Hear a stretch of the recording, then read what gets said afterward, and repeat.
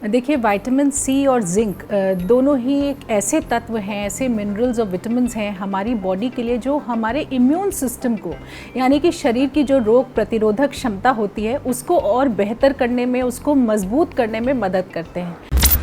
और कोरोना, क्योंकि हम जानते हैं कि ख़ास तौर से जिन लोगों की भी इम्यूनिटी लेवल स्ट्रॉन्ग नहीं होता, कमज़ोर होता है, उन पर जल्दी अटैक करता है, उनको जल्दी संक्रमित कर देता है। इसलिए अगर हमारा इम्यूनिटी सिस्टम अच्छा होगा, अगर हम जो हमारी रोग प्रतिरोधक क्षमता जो शरीर की होगी वो मजबूत होगी, तो हम किसी भी तरह के इन्फेक्शन से लड़ने के लिए सक्षम होंगे। और चाहे वो कोरोना वायरस हो या कोई और वायरस या बैक्टीरिया हो, शरीर उससे बहुत अच्छे से लड़ पाता है। और इसीलिए कोरोना के समय में इन दोनों चीज़ों की अहमियत जो है वो ज़्यादा समझ आई है। देखिए, दोनों ही तत्व ऐसे हैं, जिंक और विटामिन सी, जो हमारे शरीर के अंदर नहीं बनते, यानी कि इन्हें हमें बाहर से ही लेना होगा। तो जो भी हम खाना खा रहे हैं उनसे हमें कोशिश करनी है कि हमें ज़्यादा मात्रा में जिंक और विटामिन सी मिले। अब जिंक किन चीज़ों में ज़्यादा होता है? जिंक एक तो ख़ास तौर से जो लोग नॉनवेज खाते हैं उन चीज़ों में ज़्यादा होता है, जैसे कि हम बात करें पोल्ट्री की, या जैसे कि हमारा मीट है, शेलफिश है, चिकन है, इन सब चीज़ों में अच्छी मात्रा में जिंक होता है। अंडों में अच्छी मात्रा में जिंक होता है।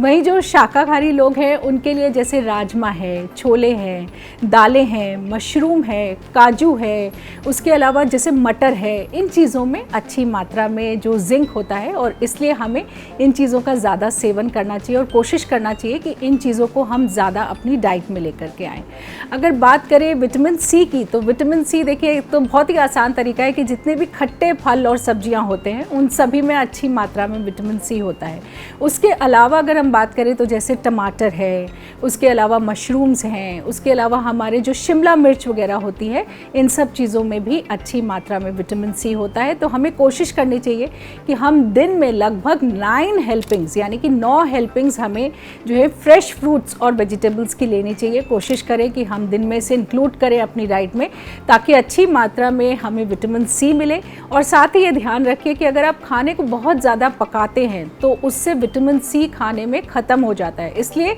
हमें ज़रूर कुछ ना कुछ दिन में रॉ फ्रूट्स और वेजिटेबल्स जो होते हैं, यानी कि जिनको हमने ज़्यादा कुक ना किया हो या जिनको हम आसानी से बिना कुक करे खा सकते हैं, उनको इंक्लूड करना चाहिए, ताकि जो है हमें अच्छी मात्रा में विटामिन सी मिले। देखिए, जो हमारे शरीर की रोग प्रतिरोधक क्षमता होती है उसमें हमारे टी सेल्स होते हैं, बी सेल्स होते हैं, हमारे मेमोरी सेल्स होते हैं। तो कई तरह के सेल्स ऐसे होते हैं जो हमारे शरीर को ये पहचानने में मदद करते हैं कि हमारे शरीर का दुश्मन कौन है, यानी कि कोई वायरस है, कोई बैक्टीरिया है, कोई बाहर से आने वाला तत्व है ऐसा जो कि हमारे शरीर के लिए अच्छा नहीं है, जो हमारे शरीर पे बुरा प्रभाव डाल सकता है। तो हमारे जो बॉडी के रोग प्रतिरोधक सेल्स होते हैं उनमें से कुछ सेल्स ऐसे होते हैं जो उनको पहचानने में मदद करते हैं, हमारे बॉडी को एक एहसास कराते हैं कि ये हमारे लिए अच्छे नहीं है और इसके अगेंस्ट हमारे शरीर को एंटीबॉडीज़ बनानी चाहिए, ताकि जब भी इसका एनकाउंटर हमारे शरीर के साथ हो, हमारे शरीर के अंदर ये प्रवेश करे, तो हमारे सेल्स जो हैं वो तैयार रहें, तैनात रहें और इससे जो है लड़ाई करके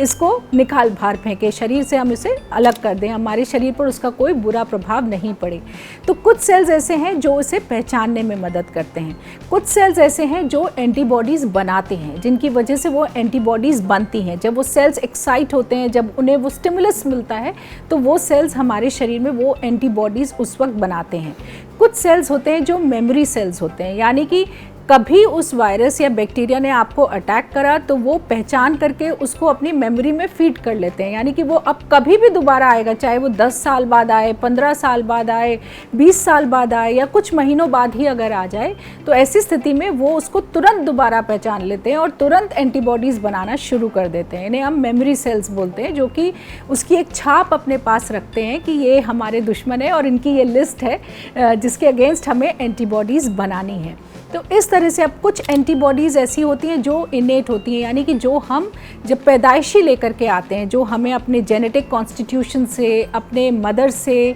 हमें जो अपनी जीन्स की वजह से मिली होती है, वो हमारी इनेट इम्यूनिटी होती है जो हम लेकर आते हैं। और कुछ होती है एक्वायर्ड इम्यूनिटी, जो समय के साथ धीरे धीरे, जैसे मुझे बचपन में चिकन पॉक्स हो गया तो मुझे वो चिकन पॉक्स से एंटीबॉडीज़ डेवलप हो जाएंगी, या मैं कहीं और किसी पॉलन से एक्सपोज हुई या किसी पोल्यूशन से एक्सपोज हुई तो वो एंटीबॉडीज़ धीरे धीरे शरीर में बननी शुरू हो जाएंगी। तो ये एक्वायर्ड इम्यूनिटी होती है, यानी कि समय के साथ आपके जीवन में जो जो होते हैं, जिस तरह की आपकी हेल्थ रहती है उस हिसाब से, एक्सपोजर के हिसाब से आपके शरीर में एंटीबॉडीज़ बनते रहते हैं। अब जैसे कोरोना के लिए किसी के शरीर में पहले एंटीबॉडीज़ नहीं थी, लेकिन अब एक्सपोजर की वजह से जब हमें बाहर से इन्फेक्शन होता है तब हमारे शरीर ने उसको पहचाना और एंटीबॉडीज़ बनाई, या वैक्सीन के द्वारा हमारे शरीर में जब हम वैक्सीन लगाते हैं तो हमारे शरीर को वो पहचानने की क्षमता मिलती है कि ये जो चीज़ है इसके अगेंस्ट हमें एंटीबॉडीज़ बनानी है।